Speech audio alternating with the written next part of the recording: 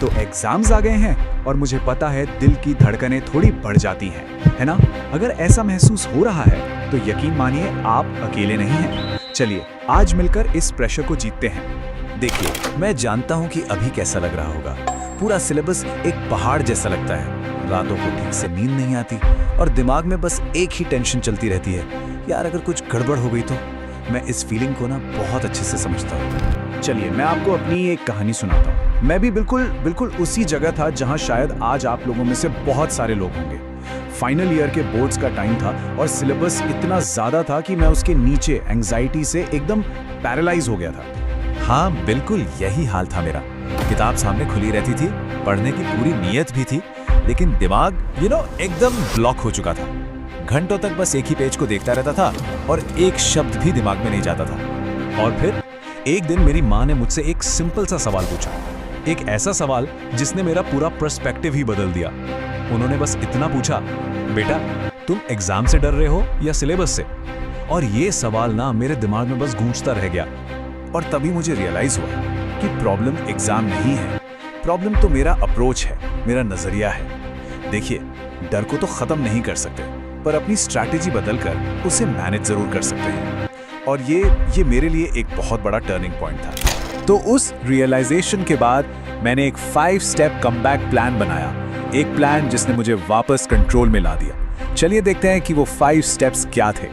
तो ये थे वो 5 स्टेप्स जिन्होंने सब कुछ बदल दिया। सबसे पहले सिचुएशन को एक्सेप्ट करना, फिर बड़े से सिलेबस को छोटे छोटे हिस्सों में तोड़ना, इसके बाद परफेक्शनिज्म को साइड में रखना, चौथा छोटी छोटी जीत को सेलिब्रेट करना, और आखिर में उसी प्रेशर को अपना फ्यूल बना लेना। तीसरा स्टेप, और सच कहूं तो सबसे मुश्किल वाला, था परफेक्शनिज्म को छोड़ना। मैंने खुद को समझाना शुरू किया कि भाई दुनिया के सबसे सुंदर नोट्स बनाने की जरूरत नहीं है, मेन फोकस कॉन्सेप्ट समझने पर होना चाहिए। हमेशा याद रखिए, कुछ ना सीखने से कुछ सीखना हमेशा बेहतर होता है। और फिर आता है छोटी छोटी जीतों को सेलिब्रेट करना। ये बहुत जरूरी है। जैसे एक चैप्टर खत्म हुआ, थोड़ा ब्रेक ले लो, अपना फेवरेट गाना सुन लो। 2 चैप्टर हो गए, कुछ अच्छा सा स्नैक खाओ। ये जो छोटे छोटे रिवॉर्ड्स होते हैं ना, ये मोटिवेशन का एक पावरफुल साइकिल बनाते हैं। और आखिर में जो सबसे बड़ा मेंटल शिफ्ट था, वो था प्रेशर को देखने का नजरिया बदलना। उसे एक बोझ समझने के बजाय जो आपको नीचे दबा दे, मैंने उसे एक फ्यूल की तरह इस्तेमाल करना शुरू किया जो मुझे आगे धकेले। देखिए, प्रेशर का मतलब ही यही है कि ये चीज इंपॉर्टेंट है, और अगर इंपॉर्टेंट है तो इसके लिए मेहनत करनी है। तो इसका रिजल्ट क्या हुआ? जब रिजल्ट्स आए ना, तो मैं टॉप 5 में था। मैंने कभी सोचा भी नहीं था कि ऐसा हो सकता है। लेकिन सच बताऊं, असली जीत वो रैंक नहीं थी। असली जीत रैंक बिल्कुल नहीं थी।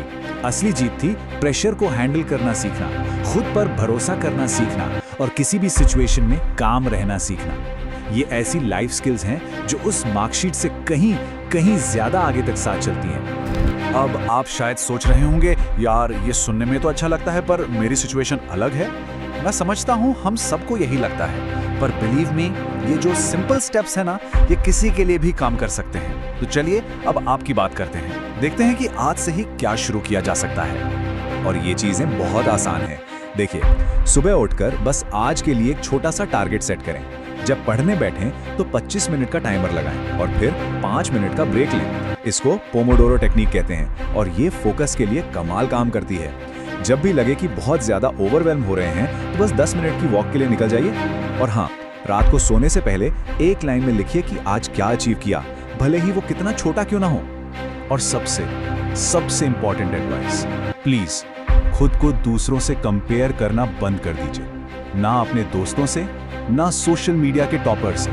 आपकी रेस सिर्फ और सिर्फ आपसे है। बस एक ही गोल होना चाहिए, कल से बेहतर बनना है। तो आखिर में प्रेशर के बारे में बस एक आखिरी बात। देखिए, मैं ये बिल्कुल नहीं कहूँगा कि टेंशन मत लो, क्योंकि ये तो आएगी ही, ये नेचुरल है।